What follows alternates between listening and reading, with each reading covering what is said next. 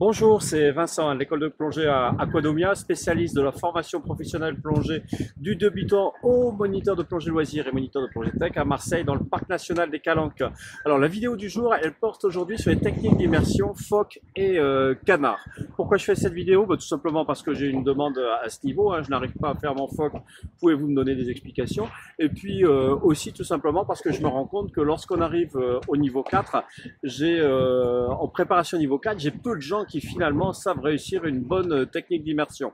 Alors déjà, il faut savoir à quoi ça sert. Le phoque, c'est ce qui concerne la descente pied en premier. Et pour faciliter le travail, à quoi ça sert? C'est tout simplement pour descendre les pieds en premier ou pour plonger dans un endroit qui est assez restreint, où là on va décider de plonger comme ceci. C'est aussi la technique qui permet d'équilibrer le plus facilement possible les oreilles. Là, l'astuce est simple pour réussir un bon phoque, c'est déjà de se propulser hors de l'eau, se propulser hors de l'eau avec un bon palmage, c'est-à-dire un palmage sans plier les genoux, avec les pieds en extension, un peu comme si vous shootiez dans un ballon de foot ou comme si vous faisiez des pointes à la danse. L'idée est de ne pas pédaler parce que là, votre palmage devient bien sûr inefficace. Donc, vous vous propulsez bien fort et là, vous soufflez et vous vous alourdissez en mettant les bras en haut. Et comme ça vous permet d'avoir une bonne pénétration. Et bien sûr, quand vous redescendez, vous gardez aussi les pieds en extension de façon à avoir les palmes qui rentrent dans l'eau comme ça et qui ne servent pas d'aérofrein ou plutôt d'hydrofrein en rentrant comme ça dans l'eau. Donc ça, c'est pour le canard. Donc une bonne impulsion avec un palmage avec les jambes non pliées. Soufflez complètement pour bien vider les poumons, pour s'alourdir au maximum. Et même chose, sortir les bras comme ceci en ayant les palmes qui pointent vers le bas avec le pied en extension. Ça, c'est la technique du canard. Bien sûr, pensez toujours à équilibrer, la technique du phoque, pardon, à équilibrer vos oreilles. Si vous partez en phoque pour faire une apnée, bien sûr, il ne s'agit de ne pas se vider complètement. Ensuite, la technique du canard. La technique du canard, à quoi elle sert? C'est la technique du canard, c'est comme le fait un canard, c'est partir la tête devant et descendre donc la tête la première. En quoi c'est utile? Par exemple, vous êtes à la surface, vous recherchez des personnes et vous voulez descendre à leur verticale. Donc là, il est important de les regarder. Et quand je dis ça, on a tout de suite une indication forte.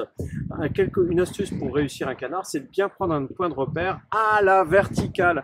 C'est comme ça que ce sera facilité. La technique du canard, c'est donc j'avance, ou même je pars en statique, je casse le buste, je relève les jambes et ensuite, quand elles ont franchi la surface, je palme, toujours avec un palmage intense, bien ample.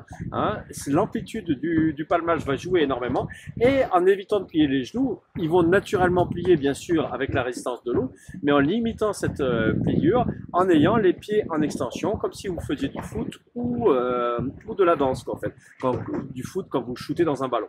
Ok, donc la technique c'est bien, si ici vous avez bien compris que je représente un plongeur, je casse le buste et il faut le casser à la verticale. Pas plus parce qu'autrement vous faites la roulade. Et pour ça c'est pas mal au début d'avoir une personne qui vous observe, qui vous fait des retours. C'est pour ça que n'espérez pas avec cette vidéo simplement réussir à faire un canard. Orientez-vous vers votre moniteur qui se fera un plaisir de vous expliquer.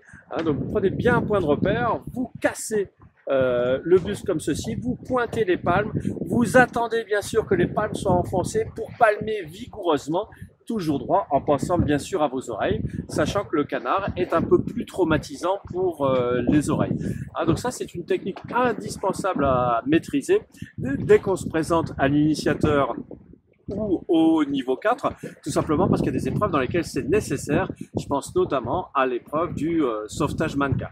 Voilà, j'espère que ces petits conseils vous aident pour faire un phoque ou un canard. Et puis c'est une technique simple à maîtriser et puis ça fait partie quand même des fondamentaux. Donc bien sûr, c'est beaucoup plus abordé quand on fait des formations longues en piscine, en club associatif, mais on le fait ici aussi en mer, même si avec le matériel de plongée, c'est un peu moins nécessaire d'avoir recours à la technique stricte du phoque et du canard, mais ça reste néanmoins utile. Voilà, si vous avez aimé cette vidéo, cliquez sur j'aime. Si vous n'avez pas aimé, cliquez sur j'aime pas. Vous voulez en voir d'autres, abonnez-vous sur la chaîne Aquadomia Formation Plongée. Et puis, si vous avez une question relative à la formation plongée, n'hésitez pas, un petit commentaire avec, s'il vous plaît, un bonjour, une formule de politesse. À bientôt.